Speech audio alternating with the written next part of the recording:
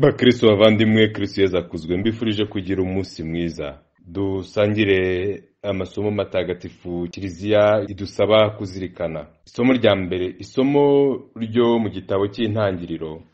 Muri iyo minsi Aburahamu yita umuhungu we Izaki, uwo Sara yari yamubyariye. Umwana arakura aracuka. Umunsi wo gucutsa Izaki, Aburahamu akoresha ibirori, ararika abantu benshi, arabagaburira. Bukeye wa muhungu Hagara w'umunyamisirikazi yari yarabyariye Aburahamu, Sara amubona akina. Niko kubwira Aburahamu ati, menesha uriya muja n'umwana we, kuko umwana w'uriya muja atagomba kuzagabana umurage n'umwana wanjye Izaki. Ibyo birakaza Aburahamu cyane, kuko yari umuhungu we. Ariko Imana iramubwira iti, iby'umuhungu wawe n'umuja wawe ntibigutere umutima mubi. Icyo Sara akubwira cyose umwumve, kuko Izaki ari we umuryango witiriwe izina ryawe uzaturukaho. Naho umuhungu w'umuja wawe nawe nzamugira umuryango, kuko nawe ari uwawe. Aburahamu arazinduka cyane, yenda umugati n'isaho y'uruhu irimo amazi, abiha Hagara, amuhekesha umwana ku bitugu, aramusezerera. Aragenda ajya kuzerera mu butayu bwa Berisheba. Amazi aza gushira muri ya saho y'uruhu, umwana amuta mu gihuru. Aragenda ajya kwicara ahitaruye nk'intera y'aho umuheto wageza. Ubwo yaribwiraga ati, noye kureba aho umwana wanjye apfa. Yicara ahitegeye, atera hejuru ararira. Imana yumva ijwi ry'umwana, maze marayika w'Imana ahamagarira Hagara mu ijuru ati, Hagara ni iki? Wigira ubwoba, kuko Imana yumvise ijwi ry'umwana aho ari. Haguruka ujyane umwana umufashe ukuboko, kuko nzamugira umuryango mugari. Imana imuhumura amaso, abona iriba. Aragenda avoma amazi, yuzuza isaho, aramiza umwana. Nuko Imana ibana n'uwo muhungu, arakura atura mu butayu, aba umurashi. Atura mu butayu bwa Parani. Nyina amushyingira umukobwa wo mu gihugu cya Misiri. Iryo ni ijambo ry'Imana. Zaburi. Umunyabyago yaratabaje, Uhoraho aramwumva. Umunyabyago yaratabaje, Uhoraho aramwumva, maze amuzahura mu magorwa ye yose. Umumarayika w'Uhoraho aca ingando hafi y'abamutinya, akabagoboka. Nimutinye Uhoraho, mwebwe abo yitoreye, kuko abamutinya ntacyo babura. Abakire bazageza aho bakena bagasonza, naho abashakashaka Uhoraho ntacyo babura.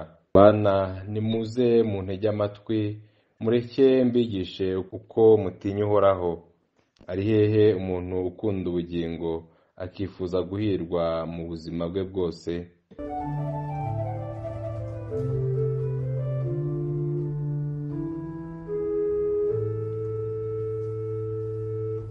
Nyagasani Yezu nabane namwe. Amagambo yo mu Ivanjiri ntagatifu uko yanditswe na Matayo. Muri icyo gihe Yezu amaze gufata inkombe yo hakurya mu gihugu cy'Abanyagadara, abagabo babiri bahanzweho na roho mbi baturuka mu irimbi baza bamusanga. Bari ibintu by'ibinyamaswa, ntihagire utinyuka kunyura iyo nzira. Nuko barasakuza bati, uradushakaho iki, mwana w'Imana? Wazanywe no kutudurumbanya igihe kitaragera? Hirya yaho rero hakaba umukumbi w'ingurube zarishaga. Roho mbi niko kwinginga Yezu ziti, niba utwirukanye, twohereze muri uriya mukumbi w'ingurube. Arazibwira ati, nimuzijyemo. Nuko ziva muri abo bantu zijya muri za ngurube, maze uwo mukumbi wose ukonkoboka mu manga n'umuriri mwinshi, wiroha mu nyanja urarohama. Abashumba barahunga, basubira mu mujyi, bavuga ibyabaye byose n'ibyerekeye abahanzweho. Nuko abatuye umujyi bose basanga Yezu ngo bamubone, baramwinginga ngo abavire mu gihugu. Iyo ni ivanjiri ntagatifu.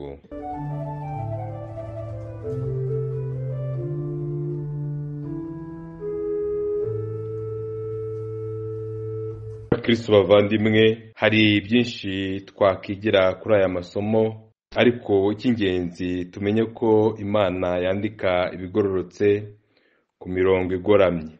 Turumva ingaruka z'ukwirwanirira, z'ukwirwanaho, z'ukwishakisha no kwishakira ibisubizo bitambamiye umugambi n'amasezerano by'Imana byaranze Sara na Aburahamu.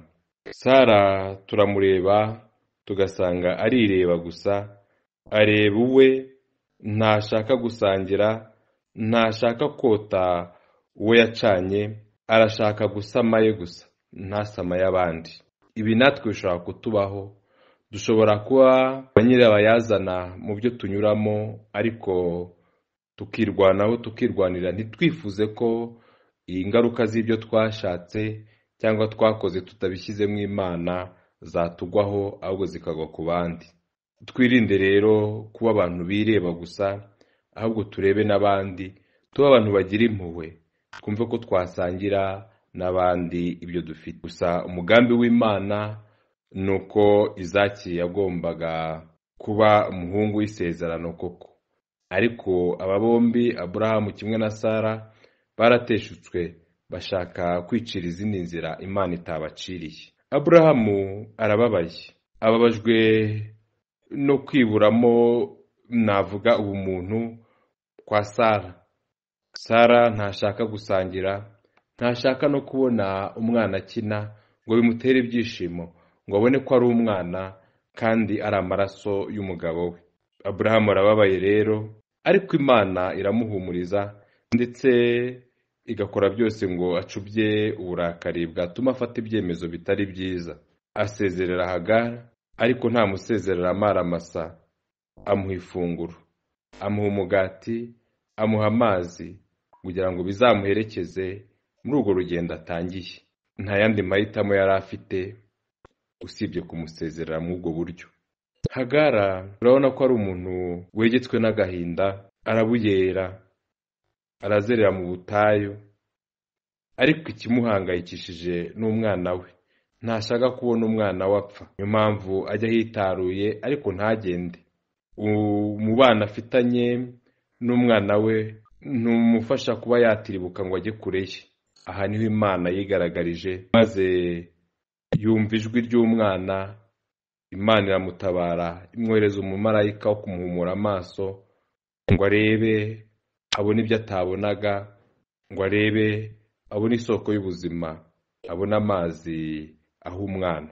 Icyo twakwigira kuri Hagara ni ukudacika intege, ni ukumvira ijwi ry'Uhoraho, ni ukumvira abadutumwaho. Yemeye akora ibyo asabwa, maze abona amazi yo kuramira umwana. Mu bigeragezo bibaho ko twakicwa n'agahinda, ko twakwiheba, ariko turangamira ijuru, turirira ijuru, kuko Imana yita ku maganya yacu, yita ku gahinda kacu, maze ikadukiza, ikatuba hafi, ikadutabara. Imana rero ntawe itererana, iba hafi y'abarengana, itanga ubuzima, itanga umugisha, kandi ikabeshaho. Mu ivanjiri Yezu aratwibutsa ko agaciro k'umuntu gasumba kure ibintu byose. Abantu babiri barusha agaciro umukumbi w'ingurube. Nta gihe aha Sekibi, ahubwo arayirukana, akayikura mu buzima bw'umuntu kuko bufite agaciro, akayivana mu buzima bw'abantu kuko yirinda icyatsikamira muntu cyose. Abantu barasaba Yezu kubavira mu buzima, mu karere, kuko abangamira inyungu zabo z'ibintu. Ibi bireze muri iki gihe, usanga turutisha ibintu abantu, ugasanga ibintu biragira agaciro kurusha abantu. Ugasanga umuntu yakoze impanuka, nturebe ubuzima bwe, ahubwo ukareba imodoka yawe yangije. Ugasanga inzu yahiye, nturebe abayihiriyemo, ahubwo ukita ku byayihiriyemo. ibyo ni ibintu byaturanga muri kamere muntu, ariko tugomba kumenya ko dutuwemo n'Imana, tukirinda ikibi cyose, tukahora twifuza ko umuntu yagira agaciro. Rimwe na rimwe usanga tudashaka ko Yezu abana natwe kuko adukura mu rwango, kuko adukiza inzika n'ikibi cyose, kuko tudashaka ko aduha imbaraga zo kubabarira byuzuye. Ntidushaka ko akora aho turwaye ngo adukize natwe tubashe gukiza abandi. Kubana na Yezu bishobora kuba byatubangamira, ariko tubyemere, kuko igihe cyose tubanye nawe akura mu buzima bwacu ikitadufasha, ikidutsikamira, ikiduhoza ku nkeke y'icyaha, ikiduhoza ku bucakara bw'ikibi n'icyaha. Twemerere Yezu adusange, aze mu buzima bwacu, maze atwirukanire icyadutandukanya n'Imana cyose, tubeho tunyuzwe n'uko Imana idukunda. Nyagasani Yezu nabane namwe, ushobora byose kandi akaba na Nyirimpuhwe, nabaha umugisha, abakomeza abarinda, abiteho, abaha amahoro, Imana Data na Mwana na Roho Mutagatifu. Amen.